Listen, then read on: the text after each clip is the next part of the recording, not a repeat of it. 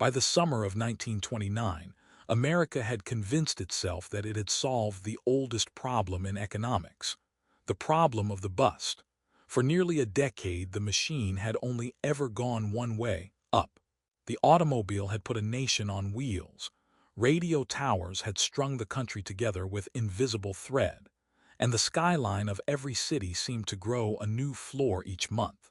A man could buy a stock on Monday with money he did not have, sell it on Friday for a profit he had not earned, and repeat the trick until he believed himself a genius. Wages rose, factories roared. The president himself had promised that poverty was on the verge of being banished from the earth. And presiding over all of it, quiet and unglamorous and almost invisible to the public, sat a new institution barely 15 years old. A central bank designed, its founders swore, to make exactly this kind of prosperity permanent, and exactly this kind of collapse impossible. Then, in a single autumn, the machine did not slow. It detonated. And here is the question that has been quietly buried under 90 years of textbook history. Everyone remembers the crash, the ticker tape running hours behind, the ruined men on the ledges, the 29 cents on the dollar. But a crash is not a depression. Markets had crashed before in 1907, in 1893, and the country had dusted itself off within a year or two. What turned an ordinary Wall Street panic into 12 years of breadlines, into a quarter of the workforce standing idle, into a catastrophe deep enough to swallow a decade and midwife a world war, that was something else entirely. That was not the market. That was a decision. A series of decisions made in wood-paneled rooms by a small number of men whose names almost no one remembers, men who had one lever that could have stopped the bleeding and chose, again and again, not to pull it. Who were they? And why does every high school textbook still teach you that the Depression simply fell from the sky, like weather, like something no one could have stopped? To understand what really happened, you cannot start with the crash. You have to start with the machine that was built to prevent it and the men who let it fail. The machine itself had been assembled in a moment of panic. In 1907, a one-man central bank named J.P. Morgan had locked the doors of his library on East 36th Street and refused to let the country's industrial titans leave until they had conjured a rescue package from cigar smoke and brandy. The lesson Washington drew from that humiliation was that a modern economy could no longer depend on the whim of one aging financier. And so, in 1913, after years of congressional wrangling, the Federal Reserve System was born, 12 regional banks overseen by a board in Washington, empowered to issue currency, to smooth the seasonal rhythms of credit, and crucially, to step in as a lender of last resort when the next storm arrived. The language of the Federal Reserve Act was thick with assurances: elastic currency, panic-proof, scientific management of the money supply. By 1928, the system's balance sheet told a story of apparently effortless mastery. The money supply, measured broadly, had expanded by nearly 50% during the decade, from roughly $33 billion to over $46 billion. The Dow Jones Industrial Average, which had languished below 100 in the early 20s, crossed 200 at the end of 1927, and then simply kept climbing, past 300 in the spring of 1929, past 380 by Labor Day.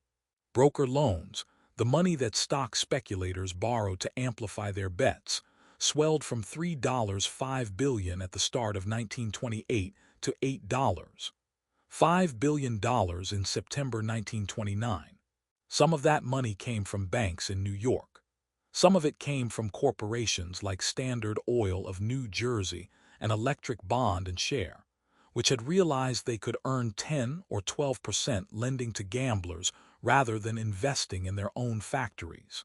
And a shocking portion of it came from ordinary depositors in places like Topeka and Kalamazoo, whose local bankers, hungry for the call loan rates of Wall Street, had quietly shipped their savings eastward.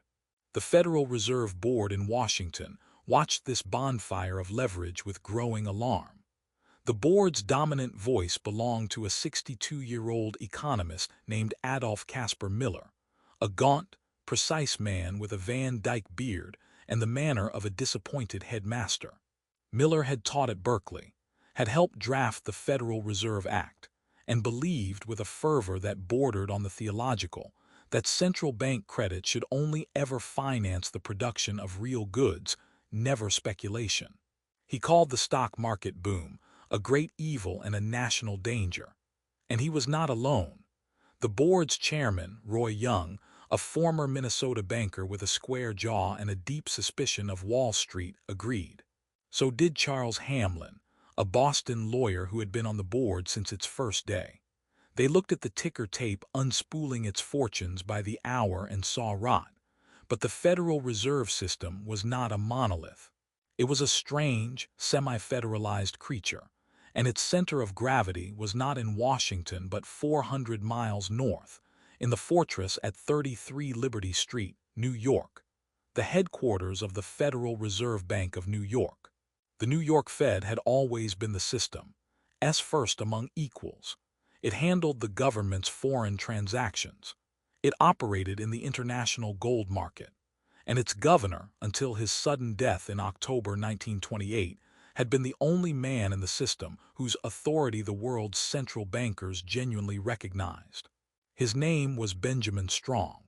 Strong was a character almost too large for the institution he led. Born in 1872 in a Hudson River town, the son of a railroad executive, he had the kind of life that reads like a novel someone decided to edit too late. His first wife died of tuberculosis. His second marriage collapsed. He suffered from recurring bouts of the same disease that had killed his first wife, and by his 40s, he was a thin, haunted man who needed long stays in Colorado sanatoriums just to breathe. Yet in the clubby world of international finance, he moved like a prince. He was the intimate friend of Montagu Norman, the inscrutable and mystical governor of the Bank of England, who called Strong the truest friend I ever had. The two men would take long Atlantic crossings together, conspiring to rebuild the gold standard after the wreckage of the First World War. Strong believed, deeply and without irony, that the Federal Reserve could engineer a new era of global stability. Under his hand, the New York Fed had acted decisively during the brief recessions of 1924 and 1927, cutting interest rates and buying government securities when the economy wobbled, earning the system a reputation for nimble, counter-cyclical wisdom. Then, in the autumn of 1928, Strong's body finally surrendered to the infections that had stalked him for decades. He died on October 16, at the age of 55, leaving behind a vacuum that no one in the system was designed to fill. The New York Fed passed to his deputy, a quiet and competent 41-year-old lawyer named George L. Harrison. Harrison had the unenviable task of trying to speak for the world's most important central bank outpost without Strong's moral authority. And the men in Washington, Adolph Miller chief among them, saw their moment. The fight that followed was not about whether to stop the speculation. It was about how. The board in Washington, armed with a dubious legal interpretation that gave it veto power over the New York Fed's open market operations, demanded that the system raise interest rates and shut down the flow of credit to brokers. Harrison and his colleagues in New York argued for a more surgical approach, what they called direct pressure, a policy of refusing to lend to banks that were known to be carrying large broker loan portfolios, while otherwise keeping credit available to genuine commerce. The distinction was elegant in theory and catastrophic in practice. It was impossible to tell a bank's speculative loans from its legitimate ones. Money was fungible. A loan to a farmer might free up the farmer's own cash for a flutter on Radio Corporation of America. The result was that the Fed's policy did just enough to starve the markets of confidence, without doing nearly enough to deflate the bubble in an orderly way. On August 8, 1929, the Federal Reserve Bank of New York raised its discount rate from 5 to 6%. It was the final tightening of the screws. The economy had already begun to turn. Industrial production had peaked in June, automobile sales were softening, and builders were pulling back on new housing starts. The speculative fever, however, ignored all of it. The Dow hit its all-time high of 381.17 on September 3. For a few more weeks, the music played. Then came the break. The precise triggers of the October panic are well rehearsed: the London collapse of the Hatry financial empire, the refusal of the Massachusetts Department of Public Utilities to allow Boston Edison to split its stock, the sudden shiver of uncertainty that rippled through the call loan market. On Thursday, October 24, the floor of the New York Stock Exchange became a scene of unmediated terror. Stock prices did not fall so much as dissolve. Trades occurred at prices that had been unimaginable an hour earlier. The ticker, overwhelmed, ran late. Rumors flew that a dozen speculators had already killed themselves. What happened that afternoon is one of the great set pieces of American financial mythology. At noon, the leaders of Wall Street's largest banks gathered in the offices of J.P. Morgan and Company at 23 Wall Street. The room was dominated by a portrait of old J.P. Morgan himself, glaring down from the wall like a ghost, demanding to know what his heirs had done with his money. Thomas W. Lamont, the silver-haired Morgan partner, chaired the meeting. In the room sat Charles Mitchell of National City Bank, Albert Wiggin of Chase National, William Potter of Guaranty Trust, and Seward Prosser of Bankers Trust. These were the titans of American finance. They had spent years competing ruthlessly with one another. But now they understood that a complete collapse of the stock market would obliterate their own institutions in the cascade of margin calls and defaulted loans. They agreed within minutes to pool resources and enter the market with a dramatic public display of support. The floor was given to Richard Whitney, the acting president of the exchange, and a man who walked like he owned every room he entered. Whitney strode to the post where U.S. Steel was traded and, in a voice loud enough to cut through the pandemonium, placed an order for 10,000 shares. The price firmed. The panic paused. The market closed that day wounded but alive. The respite lasted one weekend. On Monday the selling resumed, and on Tuesday, October 29, the bottom fell out entirely. 16 million shares changed hands, a record that would stand for nearly 40 years. The ticker did not fall silent until 7:45 in the evening. When the arithmetic was finally done, the market had lost roughly $30 billion of notional value in 2 months.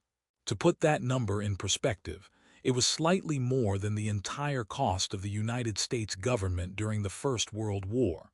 Yet the crash, for all its opera, was not the Depression. It was the first act.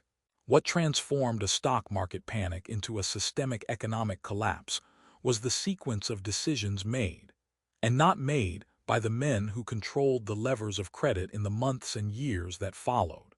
And to understand that sequence, you have to leave Wall Street entirely and travel east, across the Atlantic, to a city of Baroque architecture and quietly smoldering political grievance: Vienna. The parallel subplot begins, as so many 20th-century tragedies do, with the Treaty of Versailles. The treaty had imposed a reparations bill on Germany of 132 billion gold marks, a sum so astronomical that the economist John Maynard Keynes, who resigned from the British delegation in protest, wrote an entire book explaining why it could never be paid without wrecking the European economy. By 1924, it was clear Keynes had been right. Germany defaulted. French and Belgian troops occupied the Ruhr. The German mark collapsed into hyperinflation, the kind that made a wheelbarrow of paper money worth less than the wheelbarrow. Out of that chaos emerged the Dawes Plan, a scheme brokered by an American banker named Charles Dawes, which essentially recycled American money through the German economy. American investors lent dollars to German municipalities and corporations. Germany used those dollars to pay reparations to Britain and France. Britain and France used those reparations to service their war debts to the United States Treasury. The whole machine was circular, self-referential, and entirely dependent on the uninterrupted flow of American credit. The architect of Germany's side of this fragile mechanism was H. Hjalmar Schacht, the president of the Reichsbank. Schacht was a nationalist, a brilliant financial technician, and a man of rigid, almost theatrical stubbornness. He had stabilized the mark in 1923 with the Rentenmark, a currency backed by a theoretical mortgage on all German land, and he had watched the Dawes Plan flood his country with American capital with a mixture of greed and deep foreboding. He knew, as surely as any man can know a thing, that if the American spigot ever closed, the entire edifice would crumble, and the German middle class, already traumatized by the 1923 hyperinflation, would be radicalized beyond saving. The spigot began to close in 1928, precisely when the Federal Reserve, absorbed in its battle with Wall Street speculation, started tightening credit. American investors, who had been happily buying German bonds yielding 7 or 8%, suddenly found domestic call loans yielding 10 or 12% with no currency risk. The flow of dollars across the Atlantic slowed to a trickle. By the summer of 1929, even before the crash, Germany was sliding into recession. Unemployment in the Reich was already at 19 million and climbing.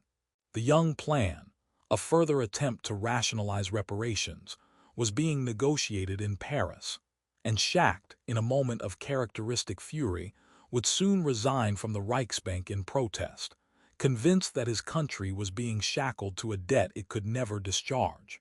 The collision between this European subplot and the American main plot was only a matter of time.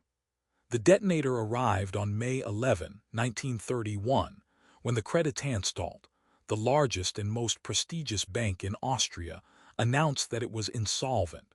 The Creditanstalt was not just a bank. It was the financial spine of Central Europe, a relic of the Habsburg Empire that had been kept alive by infusions of foreign capital. Its failure triggered a run on the Austrian shilling, then on the German mark, then on the Hungarian pengo. The panic spread with the speed of a telegraph signal. In June, President Herbert Hoover, understanding the stakes, proposed a one-year moratorium on all intergovernmental debts, including German reparations. But it was too late. The damage to confidence had been done. On July 13, 1931, the Danetbank, one of Germany's largest banks, closed its doors. The Reichsbank, starved of gold reserves, could not act as a lender of last resort without abandoning the gold standard, and Schacht's successors refused to do so. Now the contagion crossed the Channel. The Bank of England, the central pillar of the global gold standard, found its reserves draining away as foreign investors, terrified by the Central European collapse, converted their sterling into gold. Montagu Norman, the longtime friend of Benjamin Strong, who had once believed that the gold standard was the moral foundation of civilization, suffered a nervous breakdown under the strain and left England on a freighter bound for Canada. On September 21, 1931, the British government announced that it was suspending gold payments. The pound sterling, which had been the world's reserve currency for a century, was no longer convertible. The psychological shock was incalculable. The gold standard, the system that Strong and Norman had spent a decade painstakingly reconstructing, had shattered in less than 4 months. And what did the Federal Reserve do as the global financial order dissolved around it? Here we arrive at the most uncomfortable chapter of the whole story, the chapter that most high school textbooks prefer to skip. The United States, at that moment, held more gold than any nation on Earth. Roughly 40% of the world's monetary gold sat in the vaults of the Federal Reserve. The system had ample capacity to expand the money supply, to flood the banking system with liquidity, to act as the lender of last resort that its founders had intended. It did the opposite. In the autumn of 1931, as foreign central banks began converting their dollar holdings into gold, The Federal Reserve raised its discount rate in two sharp steps, from 1.5% to 3.5%. The logic was textbook orthodoxy. To protect the gold reserve, you must make it expensive to borrow and attractive to hold dollars. The effect was to squeeze the American economy like a tourniquet on a hemorrhaging limb. Thousands of banks, already weakened by the agricultural depression of the 1920s and the collapse of bond prices after the crash, could not withstand the pressure. In the last 3 months of 1931 alone, more than 500 American banks failed. The money supply, which had already been contracting, went into freefall. M2, which had stood at $46.6 billion in 1929, fell to $35. $8 billion by the end of 1931, and would eventually bottom at $32. $2 billion in 1933, a contraction of nearly 31%, the greatest monetary collapse in the nation's history. The men who made these decisions were not amateurs. They were not criminals. They were, in their own minds, the last guardians of fiscal sanity in a world that had lost its head. And the most eloquent spokesman for their position was the Secretary of the Treasury, Andrew W. Mellon. Mellon was a figure of almost otherworldly detachment, a tiny, silent man with a wisp of white hair and a fortune built from aluminum, banking, and oil. He had served under 3 presidents. He was widely regarded as the greatest Treasury Secretary since Alexander Hamilton. And when President Hoover, desperate for advice, asked Mellon what to do about the deepening depression, Mellon gave an answer that has echoed through the decades with the chill of a verdict. Liquidate labor, liquidate stocks, liquidate the farmers, liquidate real estate, Mellon said, according to Hoover's memoirs. It will purge the rottenness out of the system. High costs of living and high living will come down. People will work harder, live a more moral life. Values will be adjusted, and enterprising people will pick up the wrecks from less competent people. Here is the contradiction reveal, the twist that recontextualizes everything the Federal Reserve was supposed to represent. The institution created in 1913 to prevent the kind of cascading liquidation that had destroyed the economy in 1907 was now being led, in spirit, by a man who believed liquidation was not the problem but the cure. The central bank that Benjamin Strong had built to be a nimble, countercyclical force had fallen under the control of men who saw economic contraction not as an emergency to be fought, but as a moral necessity to be endured. Adolph Miller, the Federal Reserve Board's intellectual leader, held a version of the same view. So did many of the regional bank governors. They worried more about the speculative excesses of the 1920s than about the factories closing in the 1930s. They feared inflation, which was nowhere in sight, more than deflation, which was consuming the country in front of their eyes. When the New York Fed, still under George Harrison's leadership, tried in early 1932 to push through a program of aggressive open market purchases, buying government bonds to pump money into the banking system, the board in Washington hemmed, delayed, and ultimately forced the program to end before it could achieve lasting results. Harrison wrote in private memoranda of his deep disappointment and his fear that the system was drifting toward disaster. He was right. The cost of that drift can be measured in numbers so large they numb the mind, and in individual miseries so small they break the heart. By the winter of 1932-33, the American banking system had effectively collapsed. More than 9,000 banks had failed since the crash, wiping out the life savings of millions of families. The unemployment rate, which had been 3.2% in 1929, stood at 25% nationally, and in industrial cities like Toledo and Detroit it exceeded 50%. Real gross domestic product had fallen by nearly 30% from its 1929 peak. The Dow Jones Industrial Average, which had touched 381 in September 1929, scraped bottom at 41.22 in July 1932, a loss of 89%. The great steel mills of Pittsburgh stood silent. The wheat farmers of the Great Plains, already battered by collapsing commodity prices, watched their topsoil blow away in the black blizzards of the Dust Bowl, a man-made environmental catastrophe that drove 300,000 people from their homes. In the cities, shantytowns of scrap wood and tar paper, called Hoovervilles, spread across vacant lots. Men in suits and fedoras sold apples on street corners. The psychological scar of those years, the sense that the system itself had failed, that hard work and thrift had been rendered meaningless, would never fully heal. The political aftershocks reshaped the globe. In Germany, the banking crisis of 1931 and the mass unemployment that followed gave Adolf Hitler's National Socialist Party its moment. The Nazis had won 12 seats in the Reichstag in 1928.